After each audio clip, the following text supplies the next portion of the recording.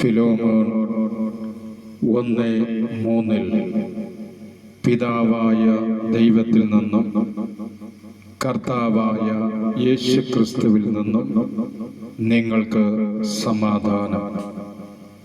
ദൈവത്തിൻ്റെ കൽപ്പനകളും പ്രമാണങ്ങളും അനുസരിച്ച് വിശ്വാസ ജീവിതം നയിക്കുന്ന ജൈവജനത്തെ ഉന്മൂലനം ചെയ്യുവാൻ ഈ ലോകത്തിൽ നിന്നും നേടിയെടുത്ത അറിവുകളാൽ അധികാരപത്രവുമായി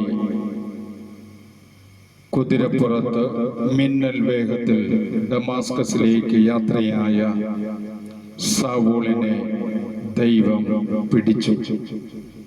സ്വർഗം തുറക്കുകയും ചെറിയൊരു പ്രകാശം സൗളിനെ നിലം പതിപ്പിക്കുകയും ചെയ്തു.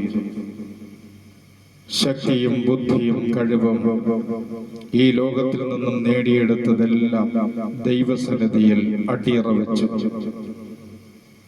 കർത്താവായ യേശു, സാവൂൾ സാവൂൾ, നീ എന്തിന് എന്നെ പീഡിപ്പിക്കുന്നു? ആരെന്ന് സാവൂൾ ചോദിച്ചപ്പോൾ കർത്താവ് പറഞ്ഞു, നീ പീഡിപ്പിക്കുന്ന കർത്താവാണ് ഞാൻ. നാം ഒരു മകനെയോ മകളെയോ പീഡിപ്പിക്കുന്നുണ്ടെങ്കിൽ, വേദനിപ്പിക്കുന്നുണ്ടെങ്കിൽ വിചാരിക്കുക, നാം പീഡിപ്പിക്കുകയും വേദനിപ്പിക്കുകയും ചെയ്യുന്നത് ആ വ്യക്തിയല്ല, മറിച്ചോ ആ വ്യക്തിയെ സൃഷ്ടിച്ച ദൈവത്തെയാണ്. എല്ലാ അധികാരങ്ങളും ഈ ലോകത്തിൽ നിന്ന് നേടിയെടുത്തതെല്ലാം ഉപേക്ഷിച്ചുകൊണ്ട് ക്രിസ്തുവിന്റെ നാമം വഹിച്ച്, ക്രിസ്തുവിന് വേണ്ടി ജീവിച്ച്, ക്രിസ്തുവിന്റെ സ്നേഹം ആത്മാവിലൂടെ അനുഭവിച്ചറിഞ്ഞ വിശുദ്ധ പൗലോസ്ലീഹ പറഞ്ഞു, പിതാവായ ദൈവത്തിൽ നിന്നും കർത്താവായ യേശു ക്രിസ്തുവിൽ നിന്നും നിങ്ങൾക്ക് സമാധാനം.